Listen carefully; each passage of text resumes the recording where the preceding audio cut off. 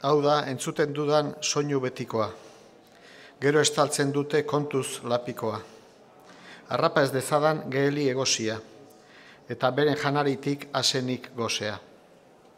Egun bakezko gabe nor bizi honela, ez da niretzat hobe ies berehala mendira egitea. Zer jan bilatzeko, sabe lain murriztua noizbait betetzeko.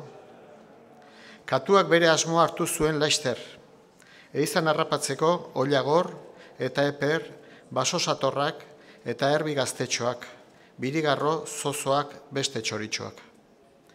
Basoan hartu zuen leku eskutua, hala dago gorderik gure bizarsua. Kateak egozteko, piztia eta hegaztiei bidea zabaltzeko este zimurtuei. Laistertzen bai gizendu, misotxo gurea, mendian ez du izaten etxeko gozea. Dio, hau janaria, samur gozatsua, herrian bizi dena da txit zoratua. Katu ere mutarrak ez du nahi belarrik, ez aran, ez mizpira, ez baso sagarrik. Aragi samurretan dago koipetua, baraua daukala betiko ahaztua.